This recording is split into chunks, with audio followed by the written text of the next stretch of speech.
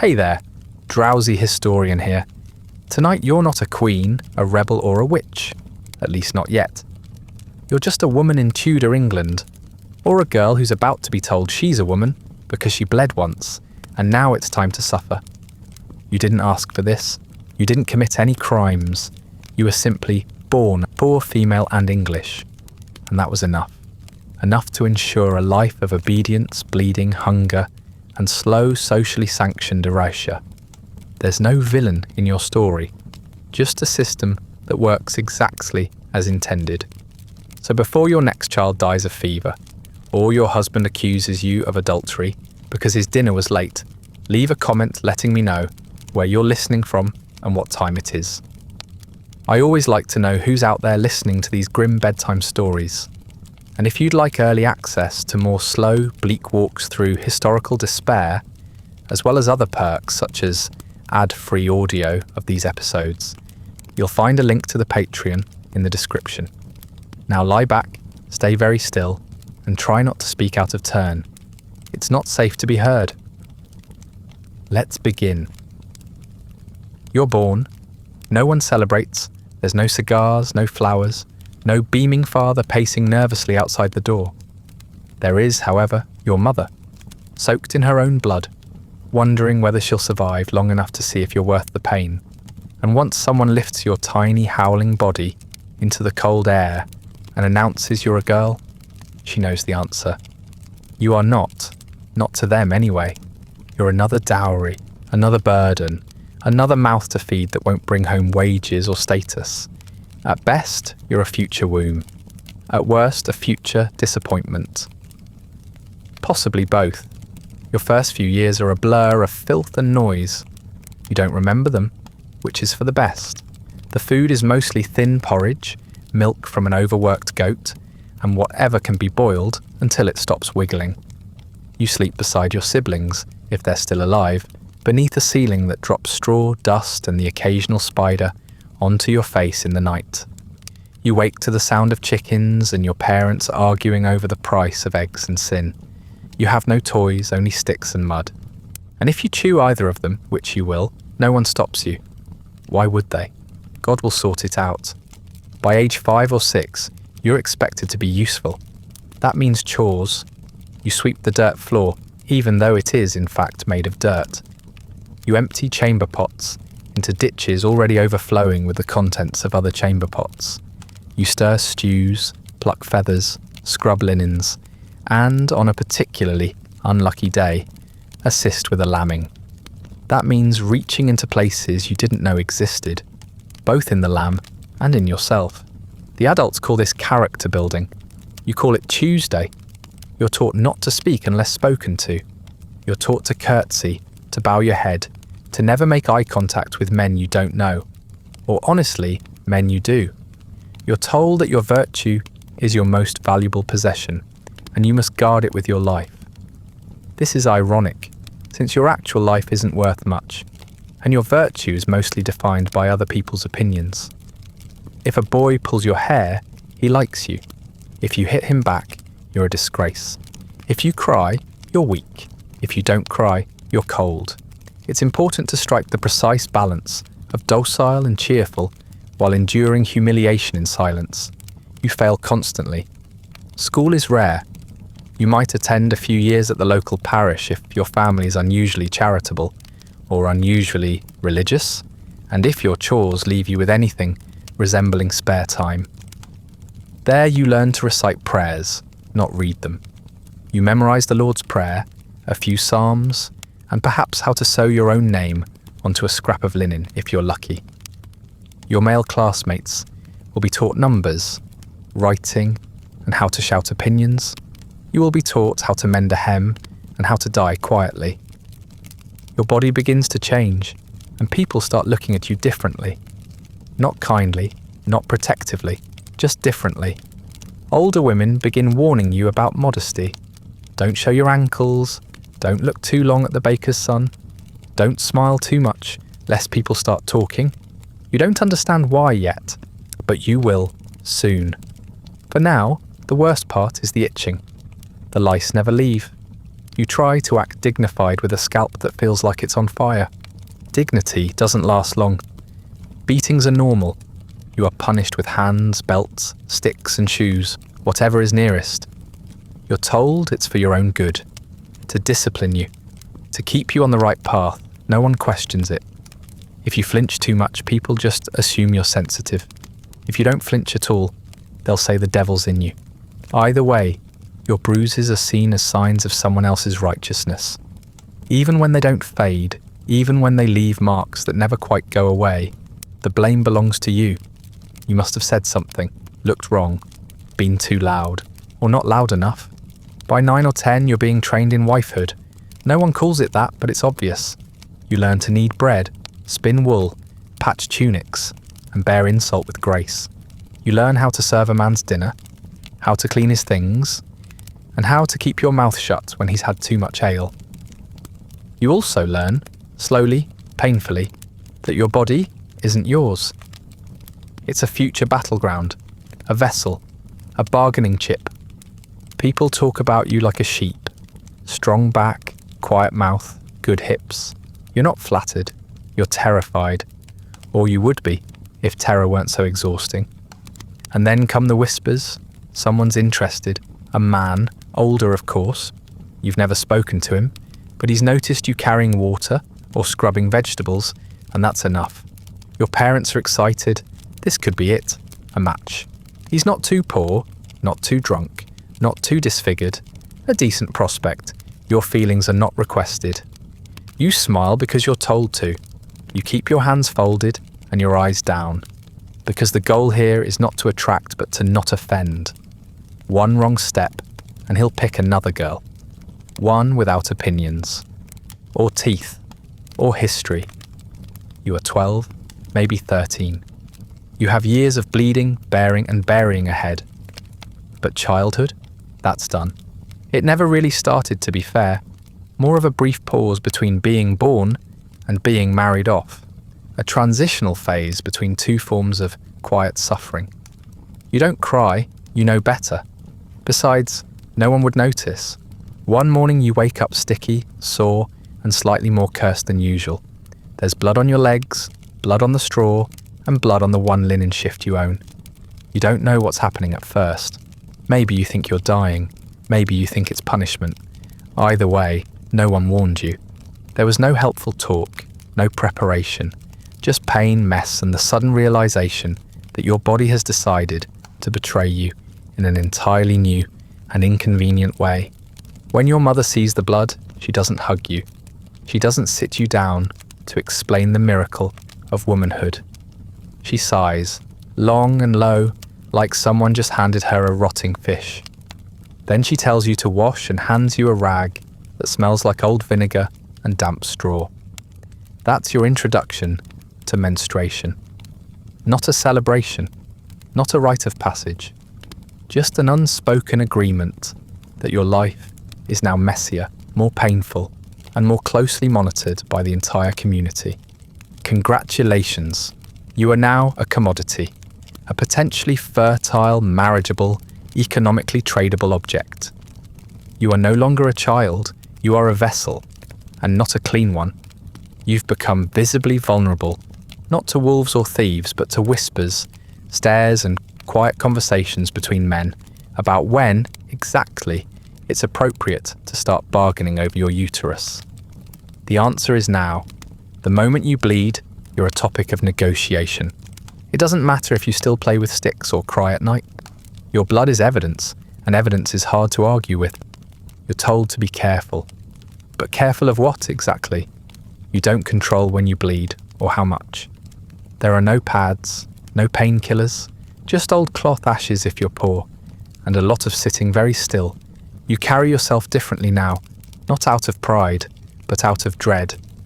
You worry about stains, about smell, about whether anyone can see the shame between your legs.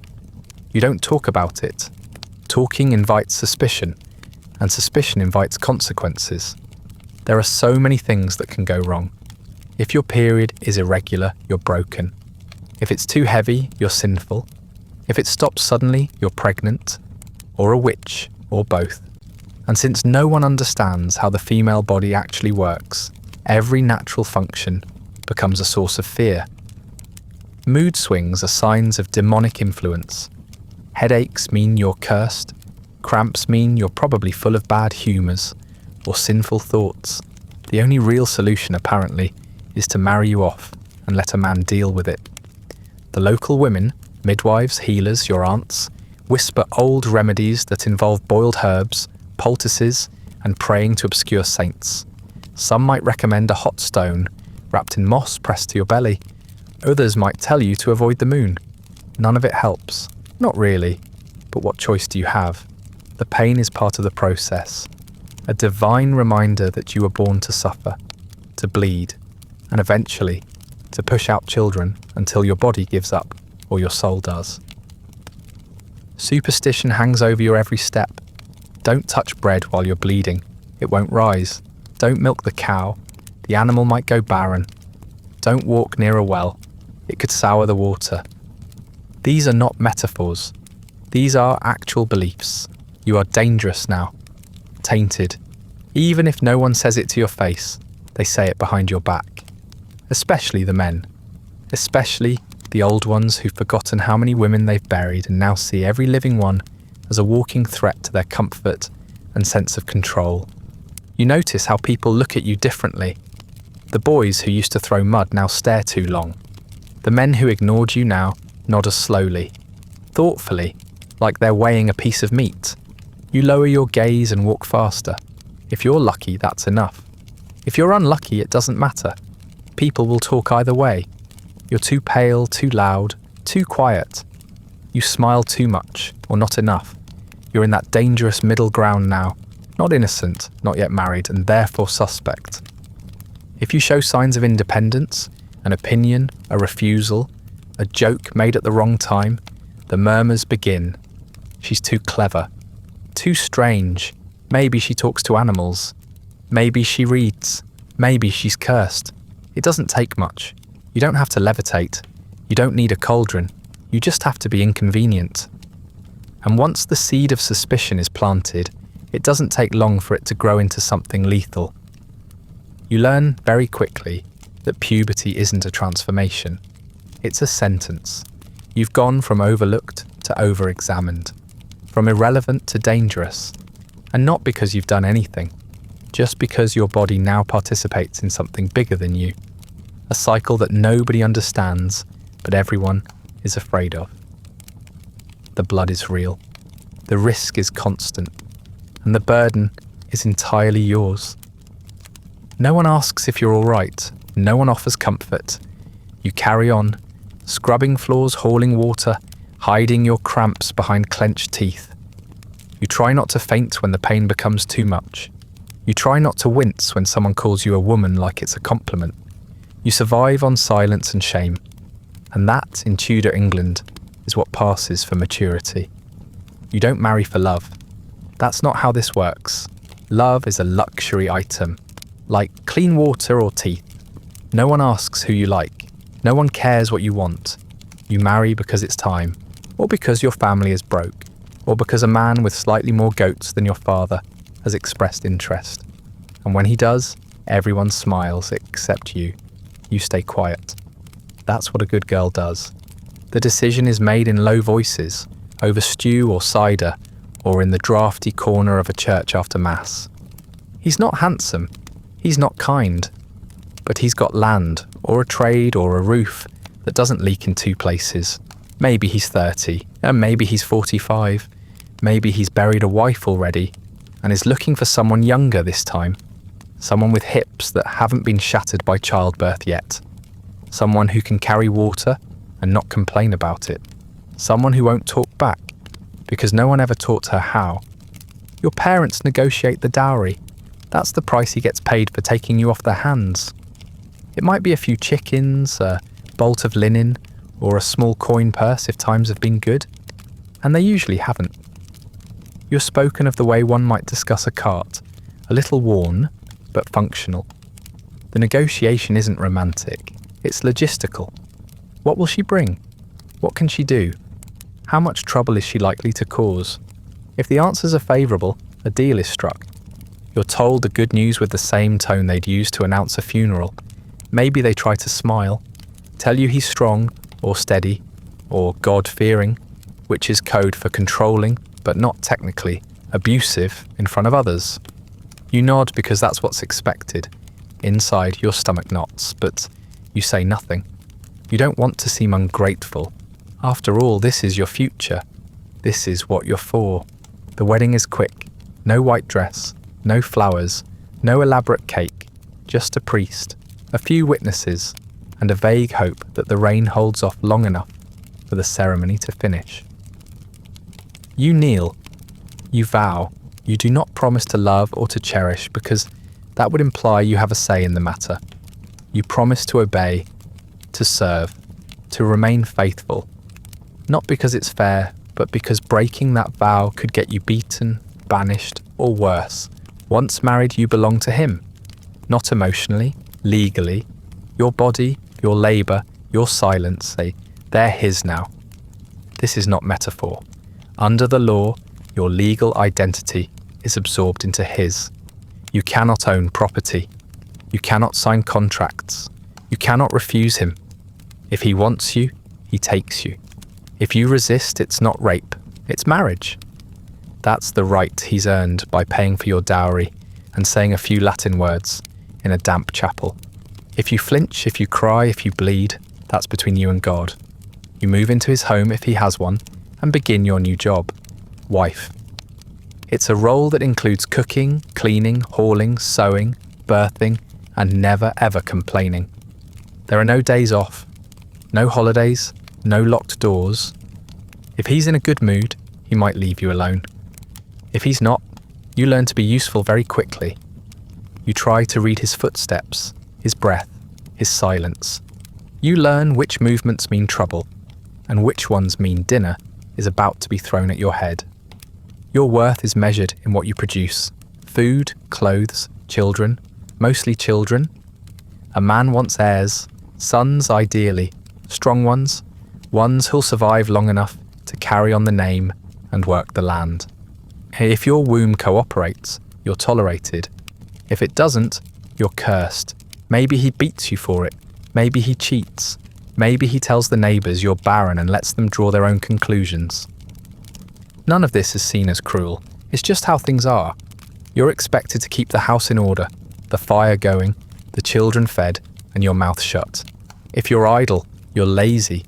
If you're exhausted, you're dramatic. If you speak your mind, you're dangerous. Your life narrows to the dimensions of the hearth, the bed, and the church pew. If you're literate, rare but not impossible, you read the Bible, and only the Bible, and only the parts that reinforce how much you owe your husband in obedience and submission. The parts that speak of justice and compassion are ignored. They were never meant for you. If you're beaten, you keep quiet. Neighbours might hear, but they won't interfere. The law gives him correctional rights, as long as he doesn't kill you outright. Bruises are your fault. You provoked him. You forgot the salt. You spoke out of turn. If you do try to run, not that you'd have anywhere to go, you'll be dragged back. You swore vows, remember? You made a commitment. And unlike his, yours are enforced. Infidelity is a death sentence. For you, not him. If he strays, it's because you failed to satisfy. If you stray, it's adultery, a sin, a crime, a stain on your soul and his property. If you're caught, you could be branded, shamed, locked up, or quietly killed. If you're not caught, you live in fear. And if a child comes of it, well then everyone will know, and you will not be forgiven. This is not a partnership. This is not romance. This is survival, thinly disguised as tradition. You are a function, not a person, an asset, not a partner. Your feelings are irrelevant. Your dreams are dangerous. Your body is a vessel, a labourer, a target. You learn to measure happiness, not by joy, but by the absence of harm. If he's only cold, only indifferent, only tired, that's a good day. And so you endure. You wake up before dawn. You work until your bones ache. You sleep beside a man who might not know your favourite colour, but who knows exactly how loudly you scream when you're in labour. You are praised when silent, admired when submissive, and remembered only when convenient. And if you die, in childbirth, in sickness, by his hand, he can marry again. Start over. Try for a model that doesn't cry so much. But you were lucky, they'll say. He provided for you. He gave you a name, a home, a purpose, as if those things made you real. Sex is not something you want. It's something you endure. It's not discussed in polite company, and it's certainly not explained. No one tells you what to expect before your wedding night. There are no diagrams, no whispered tips from giggling girls, just vague warnings about obedience, a few muttered blessings, and the knowledge that this is part of your duty now, alongside scrubbing, bleeding, and dying quietly. You're not asked if you want it. That's not a question anyone thinks to pose. Consent as a concept does not exist. You married him, so he owns you. Your body is his. Your discomfort is irrelevant. Your silence is expected. If you cry, that's your problem. If you freeze, you're being difficult. If you resist, well, that's your fault for being ungrateful. After all, he provides for you. He chose you. You should feel honoured. The first time is painful. Of course it is. You're tense, scared and barely touched beyond the occasional elbow in a crowded room. There's no foreplay. That word doesn't exist. He kisses you maybe, or maybe he doesn't. Maybe he gets it over with quickly. Maybe he takes his time and calls it patience. Either way, you're expected to endure it quietly. Make no sound, draw no attention. Good wives don't flinch. They certainly don't scream. Tudor hygiene doesn't help. He smells like sweat, old leather, and something vaguely fungal.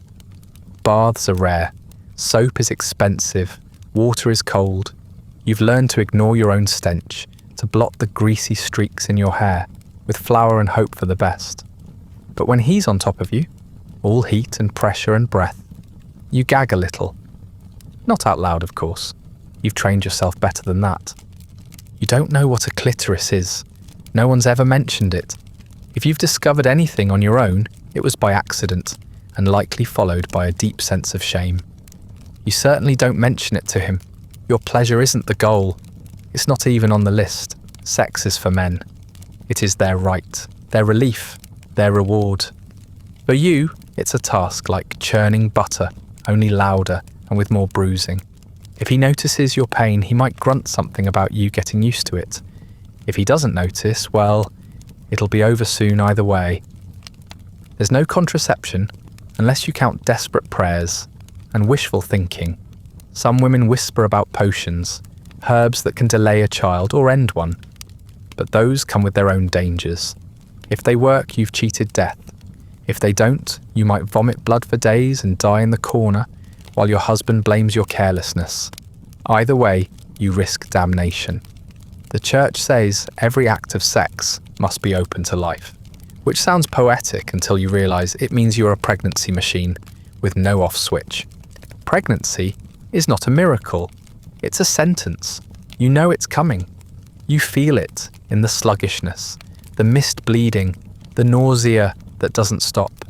And you don't feel joy, you feel dread. Because every time you conceive, you're gambling your life. Childbirth kills women constantly, quickly, slowly, bloodily. Every cramp could be a warning. Every twitch could be the end. But no one says that. They just smile and say you're blessed. You might be lucky. You might deliver safely. Or you might tear open and never stop bleeding. You might catch childbed fever. A sweet phrase for rotting alive while everyone around you shrugs and prays. If you survive, they call you strong. If you don't, they bury you quietly and talk about how good you were, how obedient, how fruitful, as if that's all that mattered. But sex doesn't just bring babies, it brings disease. Syphilis is everywhere. So are other infections, though they don't always have names yet. You'll know them by their smells, their rashes, the way they rot you from the inside out. If he's infected, you will be too. If he's unfaithful, and he might be often, you bear the consequences. Ulcers, lesions, miscarriages, madness. The physicians say it's your fault. You must be impure, or touched by sin, or punished by God. Treatments are worse than the illness. Mercury, cupping, boiling herbs applied in places herbs were never meant to go. You endure it because what else can you do? The church won't help. The doctors won't listen. The neighbours will only gossip. You carry the infection and the shame, and you still have to show up to dinner like nothing's wrong. Some women talk quietly in corners about ways to avoid it, not just the babies, but the act itself. Withholding affection, pretending illness, slipping sleeping herbs into his cider. But these tricks are dangerous. If he suspects, he might beat you, accuse you, replace you, or worse, drag you to a priest and let the church decide if you've been bewitched or if you're simply disobedient. There's not much difference in the end. You learn to go still, to breathe shallowly, to think about something else, the garden, the firewood, the way the moon looked last night. You don't dissociate because you've read about it. You do it because it's the only way not to scream. You count the ceiling beams. You think about how long it will last. You wonder if this is what love is supposed to feel like. And then you remember that no one ever said it had to feel like anything at all. Years go by and it never gets easier. You age faster than him. The children stretch your body. The work bends your spine. Your face sags. He keeps going, steady as ever, still demanding, still expecting. You no longer pretend it's bearable. You just do it. The way you haul water, the way you sweep ash. One more obligation. One more moment you survive and forget as quickly as possible. And through it all, you hear the stories, the ones told by men who think they're being generous, that a woman's place is to serve, that a wife's duty is sacred, that sex is a gift. And you smile because you have to, but you know the truth. The gift was never for you. You are pregnant, again, or for the first time. It doesn't matter. The feeling is the same. Dread. Not joy, not hope. Dread that coils low in your belly and tightens more each day. Your body isn't yours anymore, but then it never really was. Now it's just more obvious. You are a walking vessel, a means to an end, a cradle with legs, and every step you take feels like it might shatter you. The women around you smile. They call it a blessing. They touch your belly like it's public property and say things like, God has favoured you, as if God won't also watch you bleed out in a puddle of straw 9 months from now. No one talks about that part, not directly, but they all know. You can see it in their eyes, in the way the older ones flinch when your morning sickness starts early, or when the baby kicks too hard. They've buried children. Some have buried each other. You're expected to keep working. Pregnancy isn't an illness, they say. It's a woman's duty. So you haul buckets, knead dough, scrub linens, and split firewood, while your belly grows heavy, and your spine pulls itself into something crooked. Your back aches constantly. Your legs swell. You vomit in the morning, in the evening, and sometimes during church, which earns you side eyes from parish wives who know exactly what you did to get in this condition. They'll all be pretending they didn't do the same. There is no rest, no pillows, no prenatal care. You're told to eat well, but food is scarce. You're told to stay calm, but your husband still expects his nightly rites. And your children, if you already have them, don't care that your hips feel like they're splitting apart. There's no midwife coming to check on you weekly. If she comes at all, it will be when the contractions start, and even then, she may be late, drunk, or worse, superstitious. Because midwifery in Tudor England is equal parts experience, gossip, and blind luck. Your midwife may have helped deliver dozens of babies, or only one. She might bring herbs, or prayers, or knives. She might rub your feet and hum. She might accuse you of harbouring demons if you scream too loudly. She doesn't know anything about germs. No one does. Tools aren't boiled, hands aren't washed. If she uses the same rag on you that she used on the woman before, And she will. You don't ask questions. You just bleed and hope you don't rot. There is no pain relief. You bite on wood or leather or your own hand. You scream into blankets. You cry until your throat goes hoarse, and still the pain goes on. There are no doctors unless you're rich, and even then most of them are just wealthier men with more elaborate guesses. They might suggest bloodletting or warm wine or binding your legs shut. None of it helps. Most of it makes things worse. And if the doctor is a man, he probably won't touch you. He'll just shout instructions from the next room while you drown in your own agony. The labour can last hours or days, and no one will tell you how long is too long. You push until your body gives out, until the walls blur, until you can't tell whether the thing slipping out of you is life or death. You pray to God, to Mary, to anyone who might be listening, but mostly you pray for it to be over. Not because you want to meet the child, not because you're excited, but because you want the pain to stop before it kills you. And sometimes it does kill you. A scream, a tear, a gush of blood. And then nothing. Just silence. If you're lucky, it's fast. If you're unlucky, it's days of fever and rot, of pus seeping from places that should have healed but didn't. Childbed fever, they call it. A gentle phrase for infection. The kind that boils your insides while you stare at the ceiling and wonder if anyone will remember your name. The priest might visit, the neighbours might whisper, but mostly they'll move on. If you survive, it's not over. You're expected to bounce back quickly. Feed the baby, clean the linens, thank your husband, smile. The bleeding might continue for weeks. Your body might never feel the same again. Your breasts crack and leak. Your bones shift. You smell like iron and milk and fear. And people call you strong, as if surviving was something you chose. As if enduring mutilation was noble. If the baby dies, you're to be silent. Mourn quietly. Accept God's will. If it lives, you're expected to raise it, feed it, protect it, even while your own body screams. No one checks if you're healing properly. No one checks if you can stand without fainting. They assume you'll cope, that you always do. That's the great lie of motherhood, that it is instinctual, natural, effortless, that if it's hard, you must be doing something wrong. And even after all that, you know you'll do it again, maybe in a year, maybe in less. Your husband doesn't care if you've healed. He has needs after all, and if your body hasn't recovered, well, that's your fault for being weak, or sinful, or simply not built for this, as if that's something you chose. You become a tally. Pregnancies, births, deaths, a ledger of suffering written in blood and sweat, updated seasonally. You watch other women die, you bury their babies, you attend their funerals, and hope it won't be you next. But you know it could be. Any time, any night, any month when your belly swells again, and you start counting the days between cramps and cravings. The cycle never ends. It only pauses, sometimes. Because in Tudor England, a pregnant woman isn't a miracle. She's a liability, a half-dug grave, a walking coffin with a heartbeat. You survived the birth.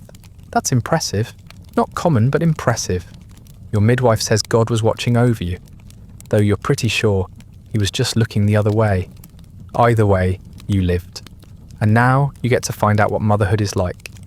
Which is to say, you get to become a full-time servant to a creature that screams, leaks, and might not even make it through its first winter.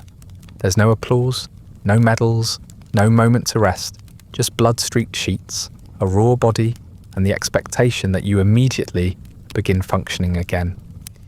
If the baby lives, you're expected to nurse it, not because it's beautiful, not because anyone cares about bonding, but because it's cheaper than hiring a wet nurse and safer than goat's milk, which tends to come with parasites and the occasional sudden death.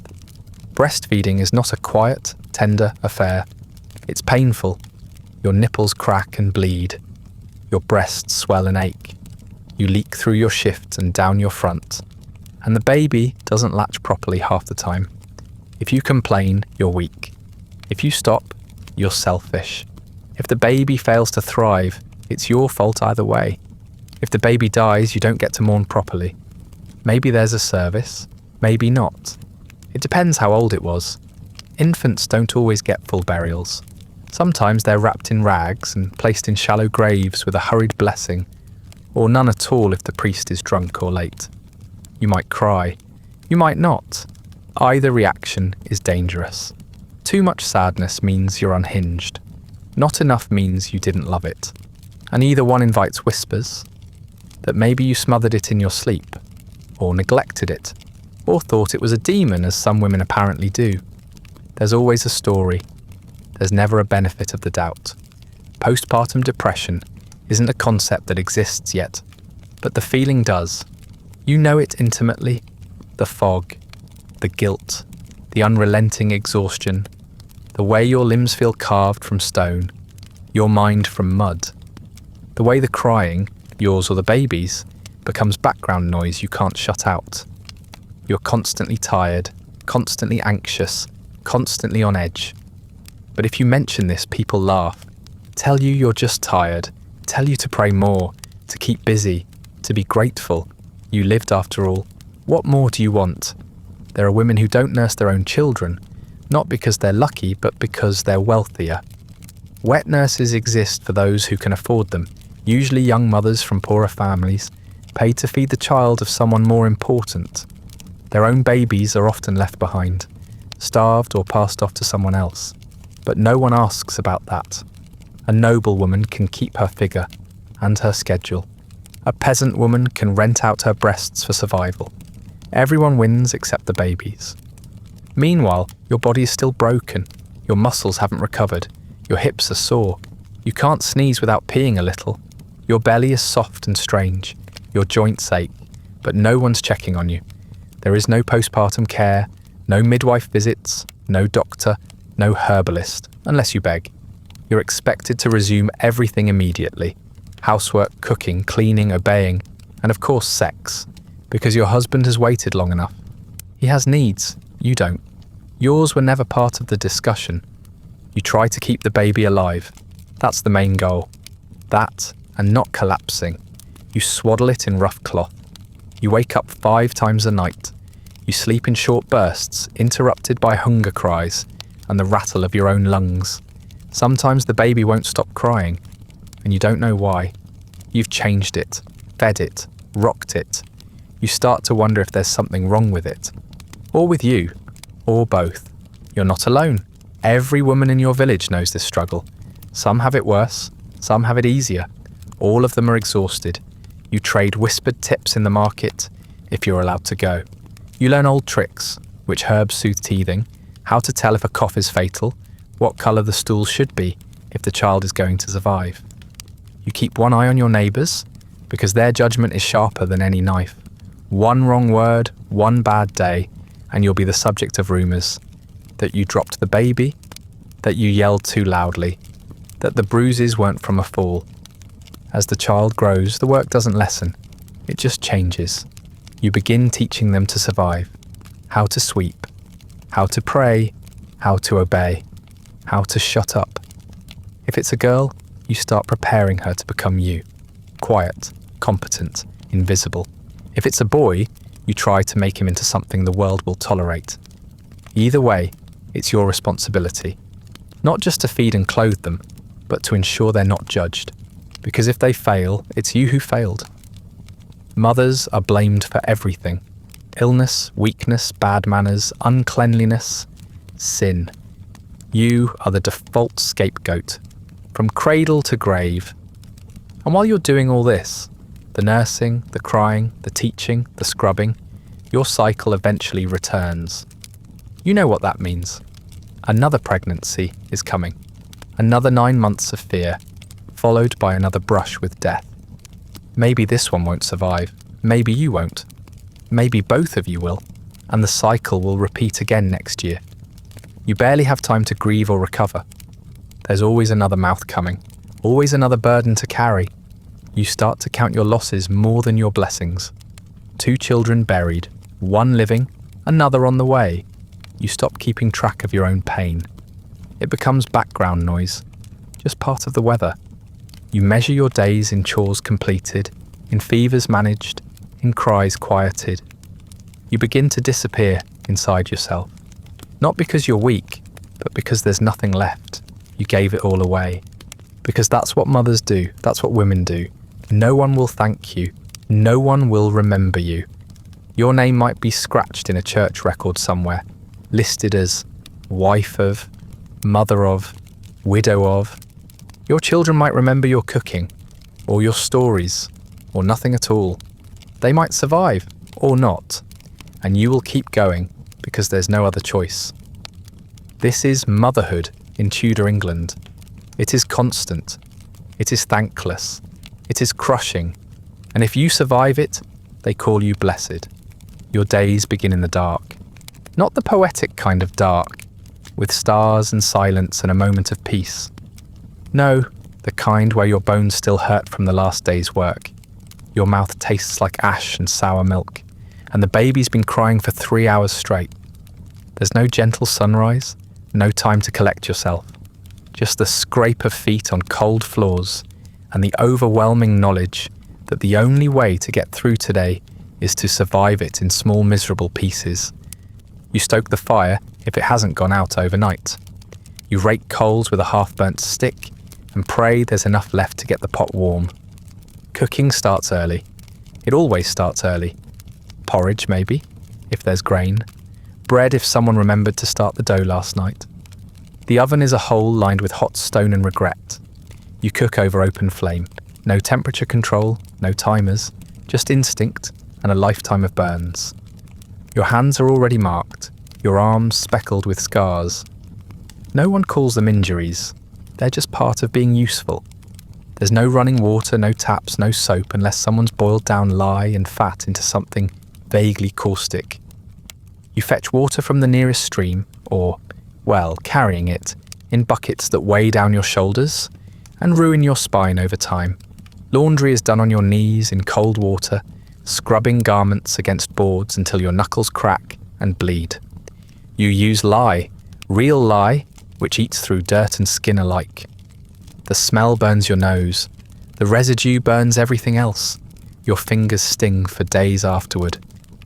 You wash your family's underclothes, their outer clothes, the cloth soaked through with blood and mucus, and things no one wants to name. You hang them to dry in smoke-thick kitchens or on hedgerows, where chickens peck at the hems. You hope it doesn't rain. You hope a dog doesn't run off with something important. You hope no one sees the stains and starts asking questions. Dignity in this life is less about pride and more about hiding the worst of your reality before someone calls it sinful. You smell constantly. Everyone does. There's no perfume, unless you're noble. And even then, that's just rosemary water and wishful thinking. You try to bathe when you can, but it's rare. You boil water over a fire, drag it into a wooden tub, and sit in your own murk while the rest of the household takes turns in the same grey stew. You clean what you can reach. You ignore the rest. The fleas aren't going anywhere. Neither are the lice. They live in your hair, your seams, your mattress. They bite and burrow and leave welts behind your ears. You pick them out when you can. You ignore them when you can't. Your skin itches, your scalp burns. Your hair is braided tightly to keep it out of your face and make it harder for vermin to nest. You sometimes coat your head in vinegar or dust it with ash, a homemade tonic that does nothing but sting. You scratch until your scalp bleeds. You scratch until it stops hurting. This is normal. This is daily life. Your teeth are falling out. Not all at once, but one by one, rotting from the inside, cracking with every bite of coarse bread or undercooked meat. There's no toothbrush, no paste. If you're lucky, you might chew mint leaves or scrape with a twig, but mostly you just pray the pain stops before it spreads to your jaw. Some days, you can't chew at all. You drink thin broth and wait for the worst of it to pass. If a tooth gets infected, you pull it yourself or let someone else do it. There's no anesthesia, just a hot blade, a strong grip, and the possibility that you'll pass out halfway through and never wake up again. There is no privacy, not for bathing, not for toileting, not for crying. You share your space with children, neighbours, livestock, and the occasional rat. You sleep in a pile of bodies, Sometimes with your husband, sometimes without. Depending on how cold it is or how recently you fought, there is no time alone. No room to think. If you need to weep, you do it while kneading dough or behind the smokehouse. And even then, someone might see. Someone always sees. When you're not cooking, you're cleaning. When you're not cleaning, you're mending. When you're not mending, you're tending to someone's injury, someone's cough, someone's broken thing. You are nurse, tailor, cook, labourer, and servant. There is no time to stop. No moment to catch your breath. Even sitting is a luxury. Even sighing too loudly might earn you a sharp look. You learn to do everything while in motion. To rest is to invite judgment. If you're lucky, you might be allowed to spin or weave. Work that hurts your back and eyes, but at least doesn't involve fire or blood. If you're unlucky, you're in the fields, bent over rows of turnips, dragging baskets until your hands swell and your feet blister. The sun burns your face. The cold cracks your lips. You wear the same clothes every day until they fall apart. Then you patch them. Then you patch the patches. And if they fail, you start over with worse fabric and worse tools. You're tired all the time. A kind of tired that sinks into your bones and stays there. You dream of sleep the way some people dream of heaven. Not because it's beautiful, but because it's quiet. But even sleep is interrupted. The baby cries, the wind howls. Your husband stirs and reaches for you. You lie still, waiting for morning, knowing it brings nothing new. Just more of the same. More work, more rot, more watching yourself vanish 1 inch at a time. This is your life. Not a tragedy, not a punishment, just routine, just the daily toll of being useful and unimportant. You aren't allowed to break, you aren't allowed to stop. You fall apart in private, quietly, one chore at a time. Religion is not a comfort, it's a schedule, a structure, a looming, ever-present reminder that your suffering has meaning, but only if you endure it quietly. You go to church because you must. You kneel because everyone else is kneeling. You mouth the words of prayers you've memorized since childhood, hoping that speaking them is enough, because you've never understood the Latin and never been allowed to ask what it means. God is always watching, they say. That's supposed to be reassuring. It isn't. Not when you know that every mistake, every stray thought, every flicker of anger or exhaustion could be a mark against your soul. You pray for forgiveness daily, for your pride, for your fatigue, for that moment you wished your husband would simply stop breathing in the night. You pray that God will overlook the envy you feel toward women who die quickly. You don't tell anyone that you pray these things. You just bow your head and pretend your thoughts are pure. The priest talks of sin constantly, and mostly about yours. The sin of vanity, the sin of lust, even if all you did was smile. The sin of laziness, even if your hands are raw and your back is bent. You are a vessel of temptation, he says. Your body is a source of danger. You must dress modestly, speak softly, avoid drawing attention. If a man sins because of you, it's your fault. He was led astray. You are the path. Confession is mandatory. You go to the booth and whisper your guilt into the dark. The priest sits behind the screen, nodding, judging, sometimes silent for just long enough to make you wonder if he's disgusted. You confess things you didn't know were sins until someone told you they were. A wandering thought, an angry mutter, a too long glance at a loaf of bread that wasn't yours. You're told to recite prayers. You're told to do penance. You're told to thank God for the chance to confess it all.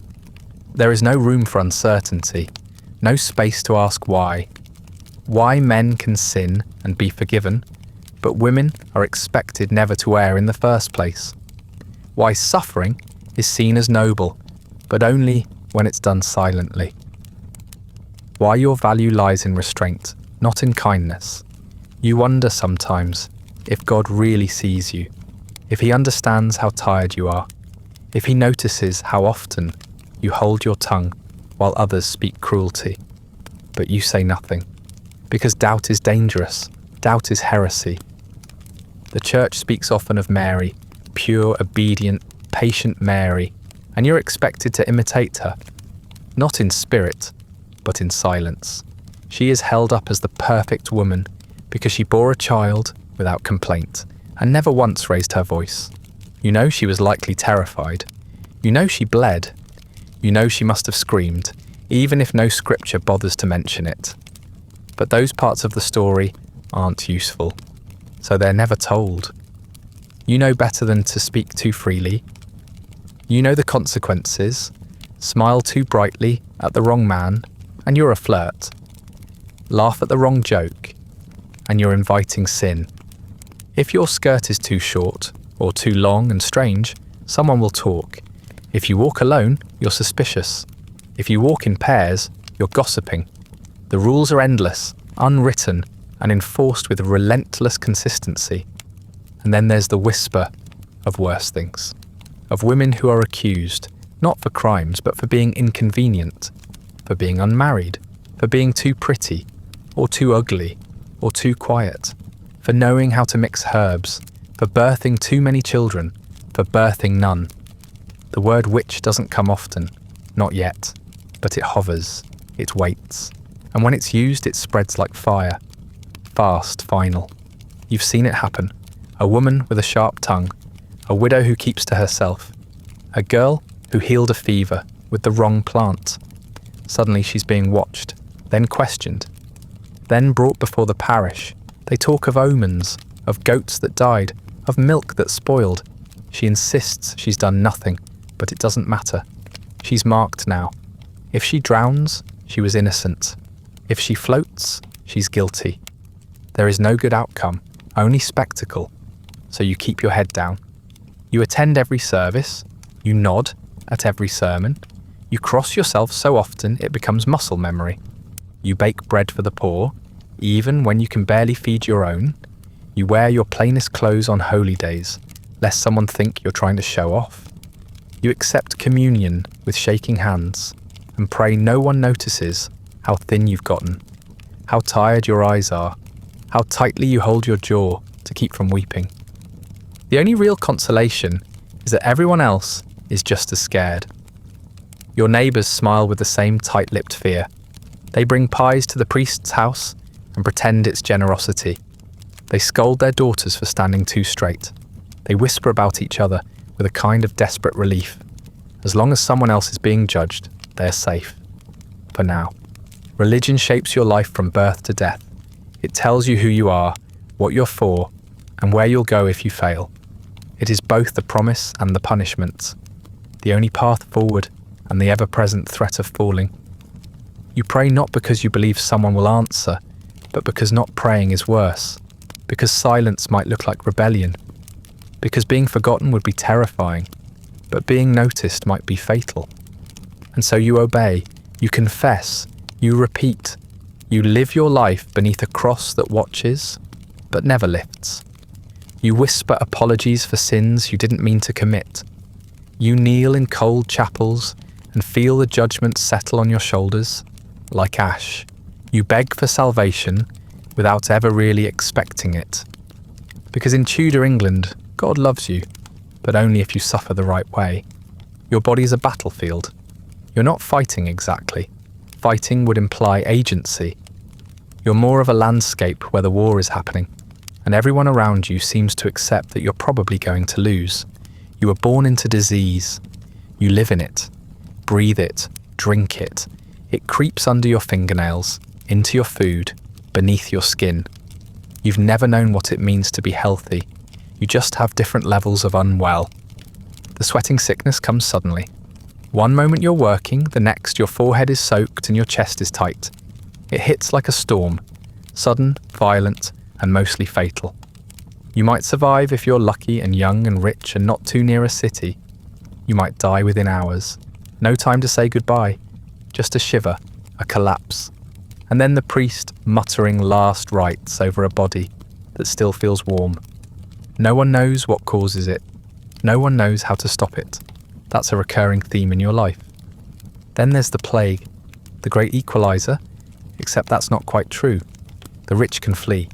The powerful can hide behind closed gates and scented handkerchiefs. But you live in a cottage with rats nesting in the roof and fleas in every blanket. You hear about plague by smell before the town crier even says a word. The sweet, sharp scent of decay, the fires burning downwind, the way neighbours stop answering their doors. Once it's in your street, it spreads faster than rumour. People vanish, or worse, they scream. You sleep in fear, or you stop sleeping altogether. If you get it, you don't have time to prepare. Buboes swell in your armpits and groin. Your skin burns. Your joints ache. Your breath turns foul. People stop coming near you, even family, because touching you could mean dying with you. The priest might visit unless he's already dead. The midwife might offer a blessing, but no one can help. You're wrapped in cloth soaked in vinegar, maybe pricked with needles or bled with a knife, and left to either recover or rot, most rot. There are other diseases too, the quieter ones. Fevers that never leave, coughs that last for months, until your ribs crack and your blood stains every rag in the house. No one calls it tuberculosis yet, but they know what it means. You'll get weaker, paler. You'll waste away while people bring you soup and look guilty. You'll leave behind children. Maybe a husband, maybe not. Either way, no one is surprised.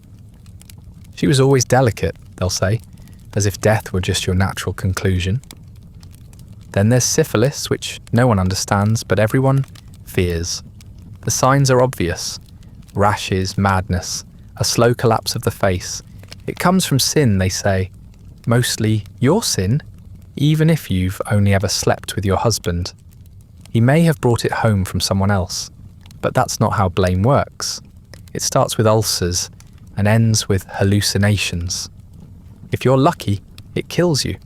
If you're not, you'll live long enough to forget your children's names and scream at invisible fires. You'll be kept indoors, hidden, until you stop being inconvenient. Even childbirth, which everyone insists is natural, often ends in disease. Sepsis is common. No one calls it that.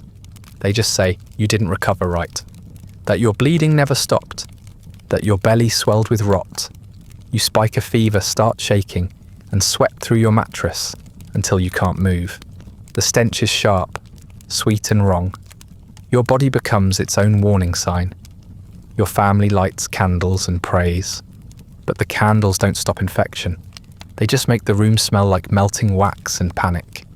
As for cures, they're worse than the illness. Bloodletting is the most popular, opening a vein to balance the humours, as if draining your life is a sensible path to health. You lie still while someone cuts into your arm with a dull knife, hoping the bowl fills before your lungs stop working. Leeches are an option, too. They cling to your skin and suck until they drop off, bloated and satisfied. You pretend it's helping. Everyone does. Other remedies include mustard plasters, which burn your skin raw, and poultices made of everything from rotten onions to dried dung. Cow manure is especially popular, boiled into a paste and smeared across wounds or swollen limbs. You smell like a stable. You feel like a corpse. You try not to gag while your neighbour insists that her cousin's leg nearly healed after 3 weeks of this exact method. Nearly. Herbs are the more gentle cure, but even they carry risk.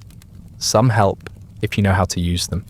Others poison you slowly, shutting down your organs or triggering seizures. The line between medicine and murder is thin, especially for women.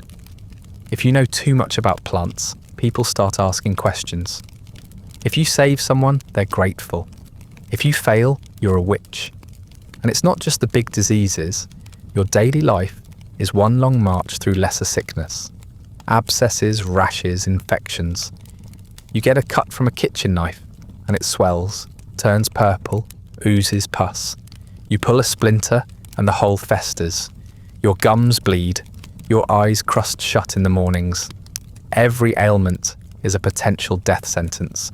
Every sneeze could be the start of something final. You learn to hide how sick you are. No one has time for the weak.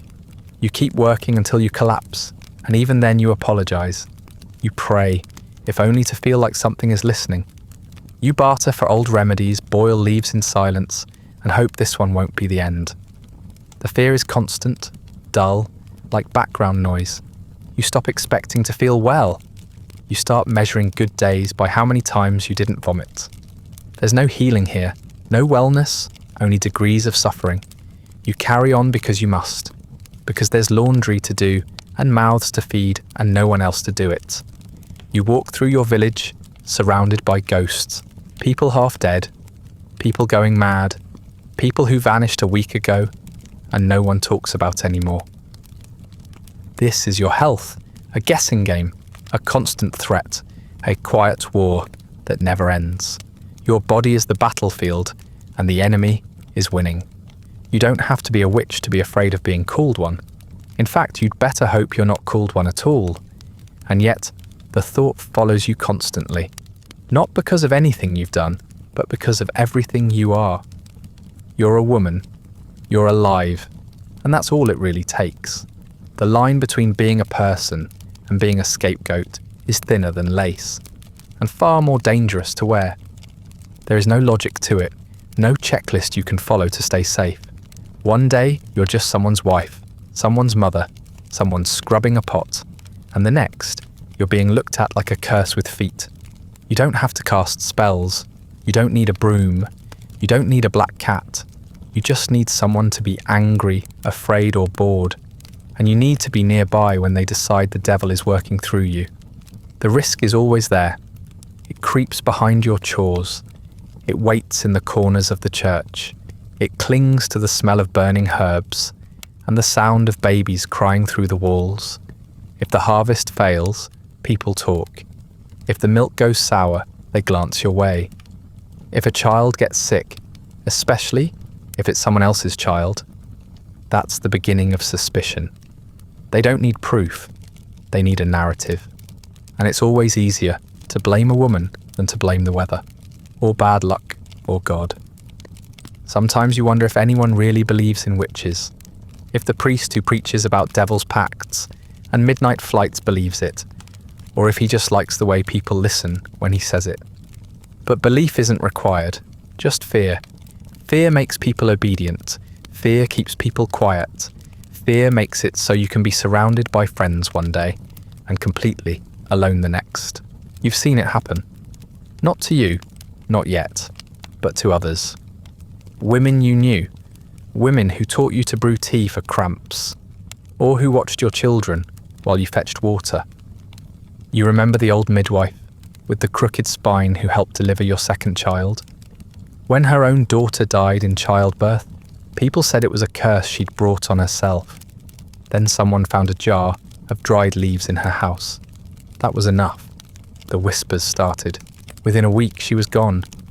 They say witches have familiars, little demons that suckle from secret teats. So when a woman is accused, she's stripped and examined, every inch of her skin turned into evidence. A mole is suspicious. A freckle is a mark. A scar is a signature in blood. You try not to imagine it. The cold hands, the shame, the glares. You try not to picture yourself there, blinking in the torchlight, as people you once shared bread with call you unnatural.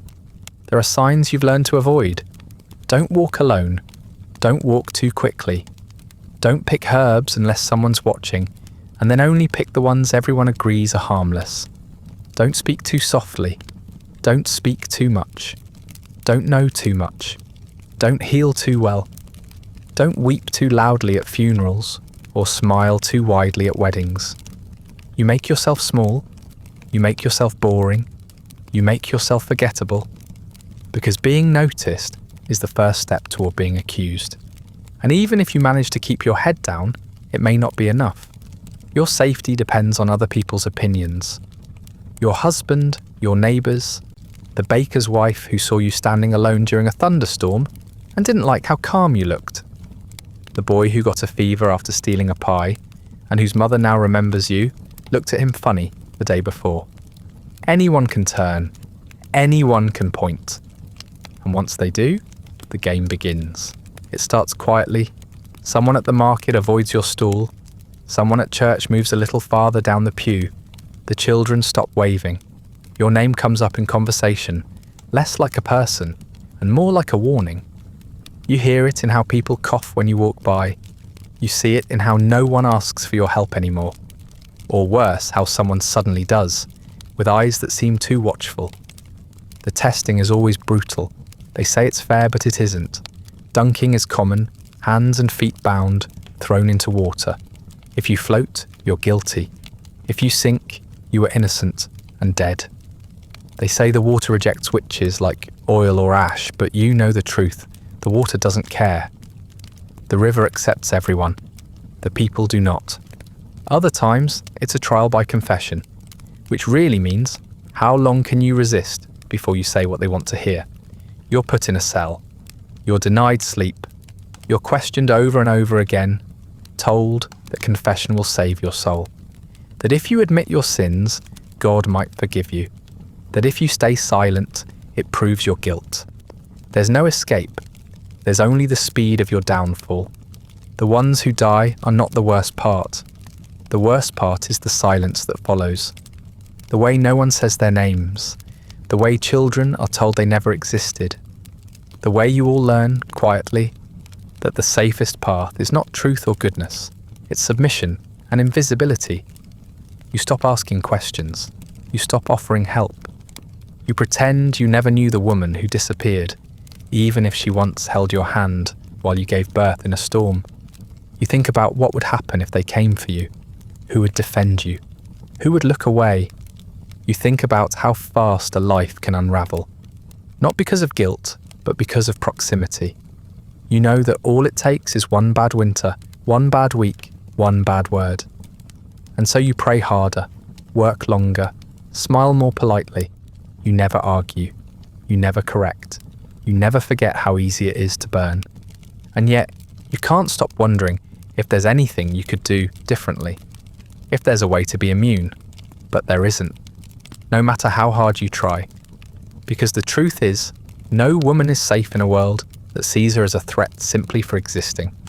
And the more the world suffers, the more it wants to see someone else suffer too. So you watch your words, you avoid the shadows, you smile at people you no longer trust, and you tell yourself, every night before bed, that you're not a witch, that no one would think you are, that you've done nothing wrong. But in Tudor England, innocence has never mattered much.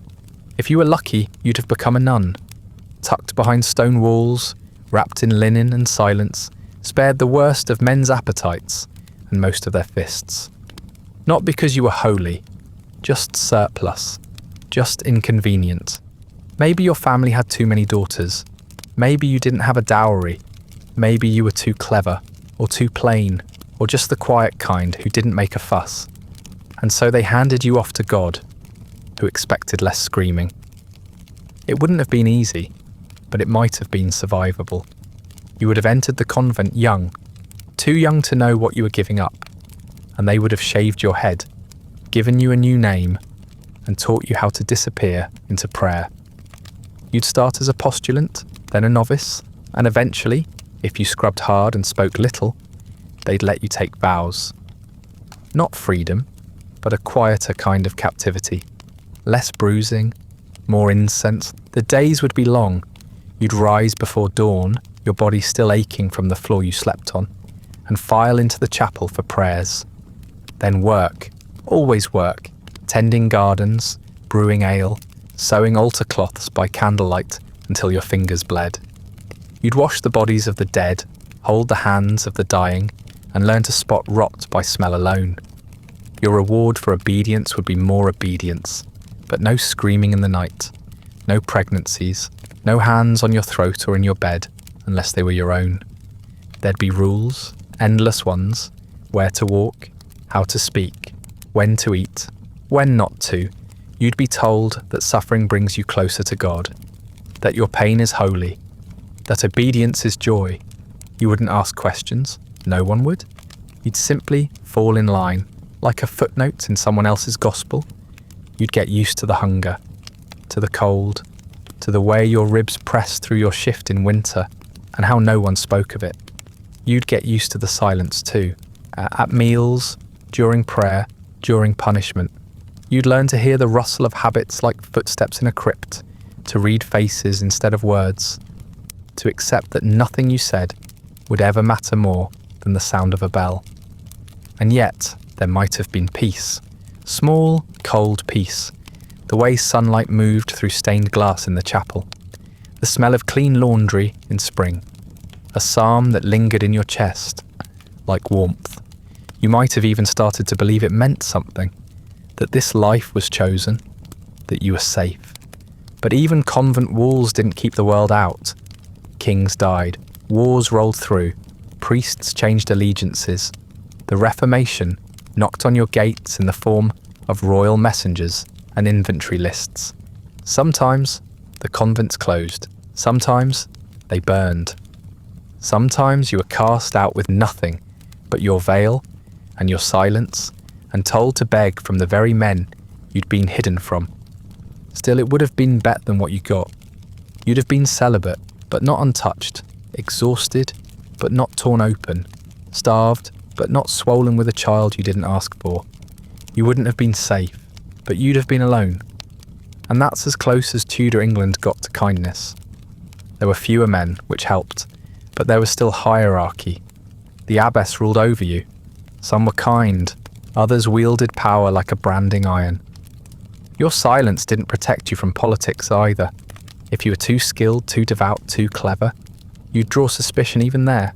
You learned to shrink politely, to obey quietly, to pray fervently enough that no one asked what you were really thinking.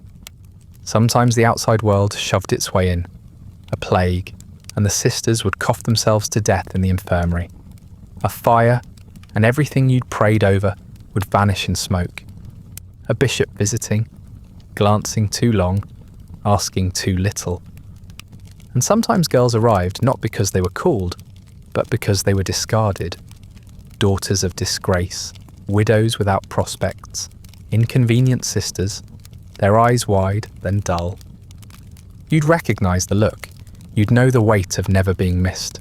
But still, you'd be there, in the chapel, in the garden, kneeling on cold stone, whispering verses into air that no longer echoed.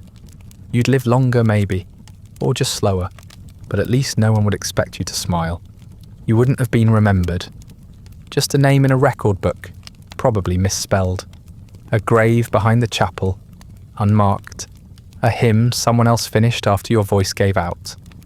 But no one would have called you wife, or mother, or whore, or witch, just sister, just quiet. And you would have died like that, kneeling, whispering Latin through cracked lips, dreaming of nothing, expecting even less. It wouldn't have been joyful, but it might have been merciful. But you weren't so lucky. Death is not a stranger. It is your shadow, your neighbour, your most consistent visitor. You see it in the eyes of your mother, your sister, your children. You smell it in the corners of the house, in the folds of unwashed cloth, in the breath of the sick. It's never far. It waits just outside the door, polite but patient. And in Tudor England, it rarely has to wait long. Odds are, you won't live past 40. That's not pessimism, that's arithmetic. The constant risk of childbirth alone trims your years like shears to a wick. Add in fever, starvation, infection, and a well-timed cough during winter, and you're more likely to be buried than celebrated before your hair goes fully grey. If your body doesn't kill you, your husband might, or a priest, or a neighbour with poor aim and a bad temper. Survival is not the norm, it's the accident. Some women die in labour screaming, others die afterwards silent, soaking through the mattress with fever and pus. The ones who go quietly are spoken of as saints. The ones who thrash and cry out are whispered about as if their pain were offensive. Most of the time, they die with no one listening. The baby is taken, the body washed, and the world continues. It's not even a scandal. It's just another Tuesday. If you die young, there may not be much ceremony. The richer you are, the better your odds of a decent burial. A few coins can get you a proper shroud, a clean grave, and someone to mutter over your remains. If you're poor, it's more of a practical arrangement. A wooden box if one's available. A hole in the churchyard if there's space. If not, you may end up in a mass grave, your bones tangled with strangers, your name never written down or already forgotten. Grief, if it comes at all, is brief. People don't have time to mourn properly. They note your absence, rearrange chores and move on. A new wife will be needed. The children still need feeding. You might be remembered in passing. In a half-side, God rest her when someone drops a ladle. But soon enough, you'll be replaced. Your death is a footnote in someone else's week. Sometimes you know it's coming. The wasting disease takes its time. It hollows you out, inch by inch. You lose weight, you lose colour, your cough deepens, you spit blood into cloth and hope no one sees. Eventually you're too weak to stand, then too weak to speak. You lie in bed and listen to life continue around you. Firewood chopped, children yelling, soup bubbling, while your body empties itself of hope. There is no relief, there is only waiting. You are prayed over, fed broth, wrapped in blankets. Everyone is kind but distant. They've seen this before. They know the signs. They'll light a candle. They'll recite a psalm. And then they'll carry on, because death is familiar, like bad weather. Sad but not surprising. Accidents happen too. Some are real. A fall downstairs, a slip with the axe, a cooking fire that gets out of control. Some are less accidental. A man loses his temper. A hand becomes a fist. A shove becomes a fracture. People ask questions, but not loudly, not for long. If your death was inconvenient, it becomes even more so if someone's held accountable. So they don't look too closely. They say things like, "She was always fragile," or "God called her home," and they leave it at that. You hope to die quickly. That's the best case scenario, in your sleep, in silence, without screaming or begging or being blamed for your own decline. Some women die on their knees, in prayer, in punishment, in childbirth. Others die standing, working until the moment their body folds. No one stops them. Rest is a privilege. Dying without being a burden is a courtesy. When you feel it coming, you try to prepare. You say goodbye in subtle ways, a longer hug, a quieter smile. You ask forgiveness from people who never gave you mercy. You give away what little you own, a necklace, a cooking spoon, a scrap of embroidered cloth. You try to make peace, though you never had much control over the war. You're fortunate if someone holds your hand. You're fortunate if someone closes your eyes. You're fortunate if they remember your name when the parish records are updated. Most of the time, you just disappear. One day you're scrubbing the hearth, the next you're not. Someone else does it. Life moves on. That's the lesson of Tudor death. You are not irreplaceable. No one is.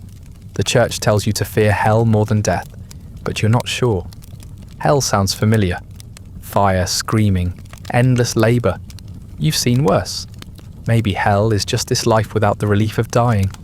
Maybe death is the only way out. You don't talk like that aloud, of course. That would be sinful. That would be despair. That would be another mark against your soul in some priest's invisible ledger. But you think it. When your joints ache. When your children cough. When the stew burns and your husband doesn't say anything, but his silence is heavy.